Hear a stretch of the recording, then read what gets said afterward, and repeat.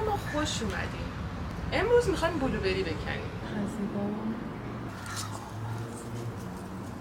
اینا رو بکنیم. بونی کجلوهای بیچاره زنسیدی خدای من شما رو میخورم. خیلی با نمکن. آقا من یاد چیز افتادم، یاد بچگی هم افتادم. تو مدرسه‌ای که میرفتیم پیاده میرفتیم مدرسه، مثلا این داستان مال راهنماییه دیگه. آره راهنمایی دبیرستان. بعد اون وقت توی راه مدرسه‌مون تو این کوچه ها پره چه بود؟ درختی توت بود، توت سفید. و دوستامون اینجوری میتکونیم درختا رو، اینا میریختن. بعد چقدر حال میداد واقعا. چیز داشتیم مغنماتون رو میذاشتیم زیره. نه راستش دو تا از دوستان چادری بودن، بعد چادر اون رو پهن کردیم. البته بچه اینو من بهتون بگم، اینا رو ما نکاشتیم ما.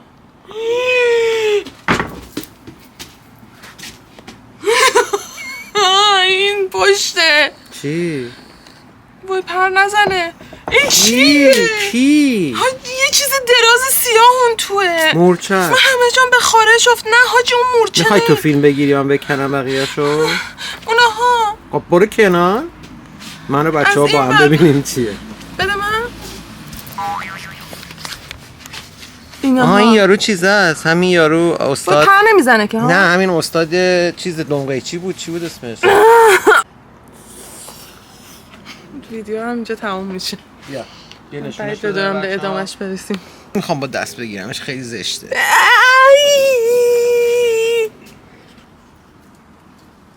زنبورا ما دارین میبینین رفقا.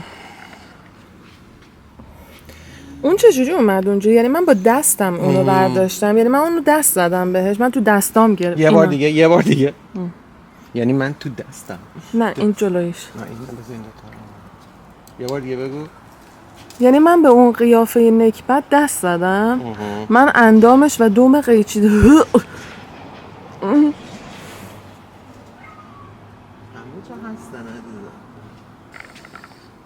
خیلی جرأت داری که تازه نگاش هم داری میکنی. میخوام نریزم تو ظرف دوباره این اسخلا درش میاد. اونو من با وایتکس میزنم بهش بعد میخوریم. اوه چقدر بامزه. یه ظرف بلوبری تازه یکیشه. اونجا ما یه دستگاه کامپوست داریم، هنوز استفادهش نکردیم و کامپوست های آدم قبلی توشه. در 7 ماه اخیر. آره ولی بعد اینو بیل نکرد بچرخونیم که بچرخون الان یه تو که باید در کثیفه آخه.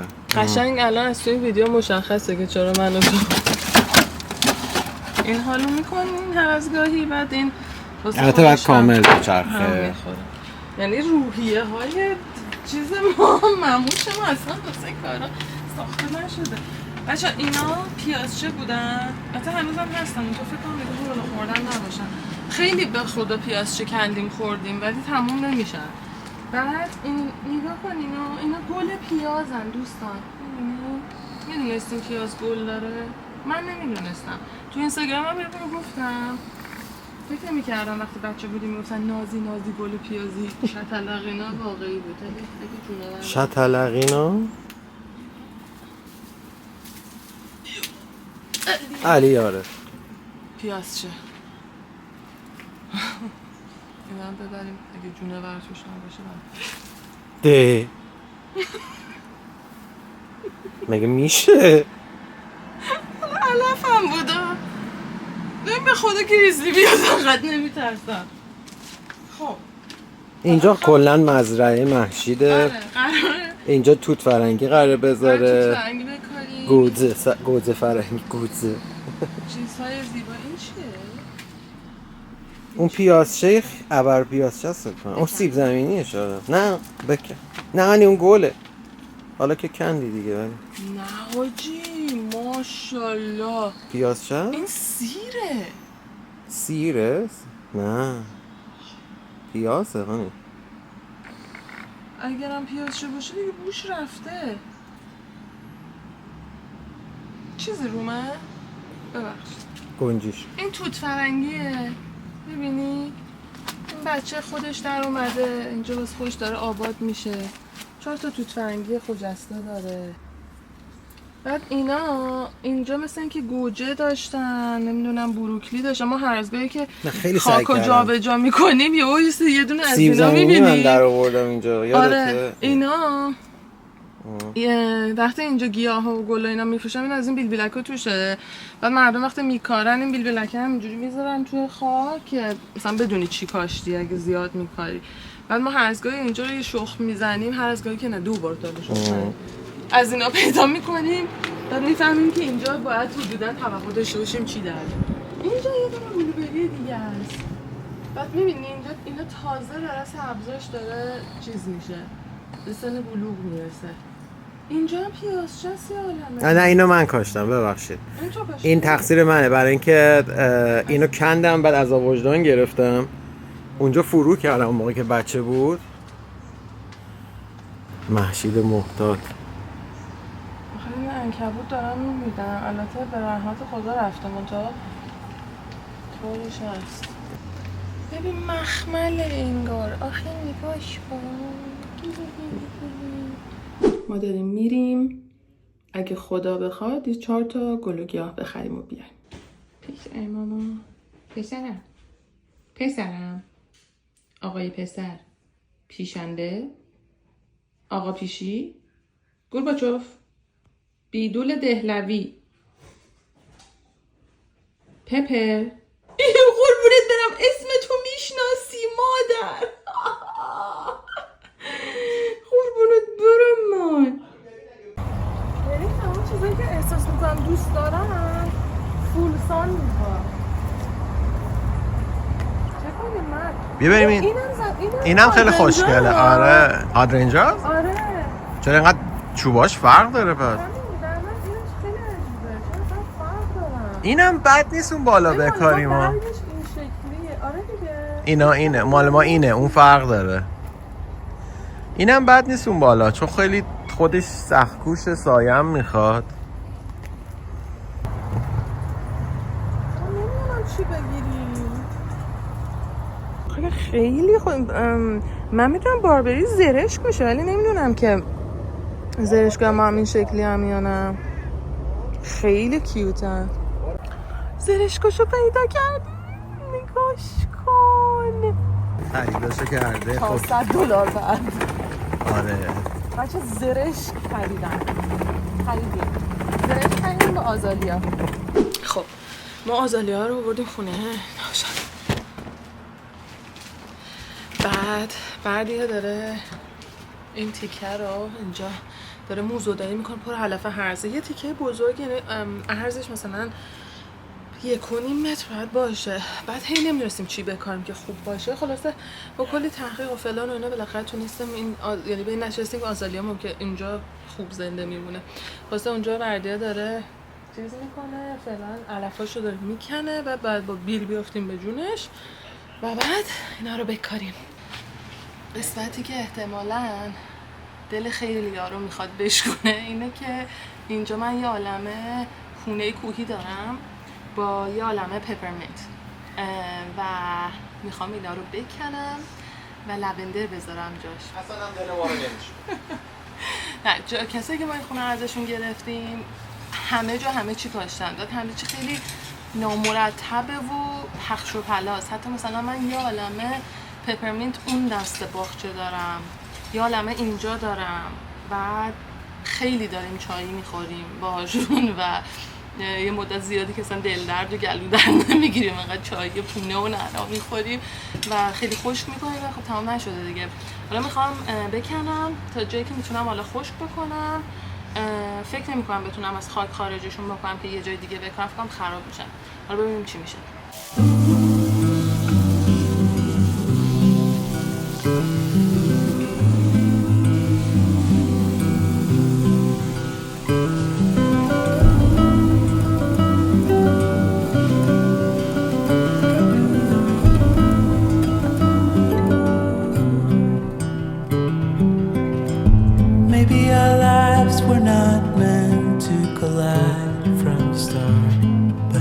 Foresee the fall. Maybe it's time to decide what to do with the fact that it happens to us From time to time it all comes around, and no one knows the end. We're all building bridges slowly, tearing them down fast to start over. We're all trying to come over memories of the past and start over. The past can start over. Start over.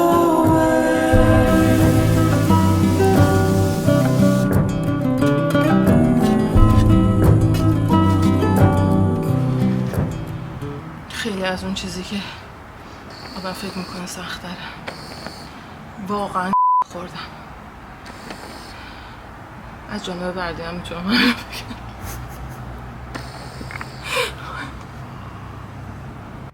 100 روز بعد و این همه آشغال، زرشکا هنوز منتظر کاشته شدن و ما اندر خم یک کوچه. ما پروژمون معلوم نیست که الان به سرانجام رسیده یا نه. چرا آخه؟ کلی بابا از این دام ترپ گذاشتیم. آره آخه چی بگم؟ تله. آها برای مورچه ها. بیا اینجا یه توضیح بدم براتون، اینو ببینید جالبه. خب اینا رو مورچه ها فر میدن. خب اونا مورچه فر میدن یه نوع برمیده. نه مورچه اجازه میدین توضیح بدم. مورچه ها فر میدن. نگاه کن مثل این. بعد علتش هم اینه که توش دامداری میکنن. مثل این. نگاه کن، بیا جلو کامرا تو. ایوا اینا دیده نمیشه اصلا. بعد اون دامو من گذاشتم اون پایین. بذار شاید دیدش. این چیزایی داره. اینا این بالاتر رو بگیر.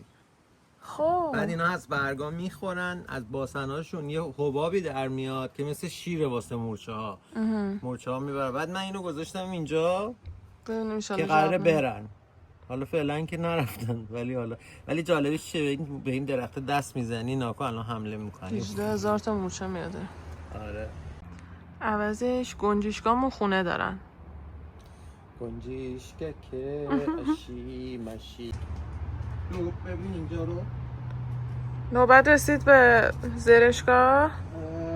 آره ولی الان یه مشکل دیگه پیدا کردم. زیر این گلدونه پوسیده، خاکاش داره میریزه بیرون. چقدر زیبا. بپاچم؟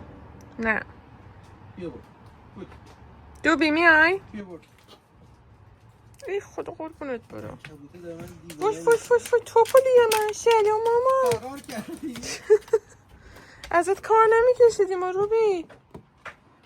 اینم از این پروژه‌ای که ما فعلا هنوز داریم انجام میدیم. ویدیو خیلی طولانی تر میشه اگه بخوام همه چیو بگیرم موها رو، ولی بهتون نشون میدم الان فعلا آزالیا ها چه شکلی شدن. ببین اصلا انگار نه انگار که داشتیم 3 روز باغچه میکندیم. فعلا 2 تا خسته سبز اینجان. حالا ببینیم سال دیگه به همون گل و گیاه میدن یا نه. منم برم این ویدیو رو ادیت کنم تا قرار نکردین باهام بذارمش تو کانال. سابسکرایب یادتون نره. بای.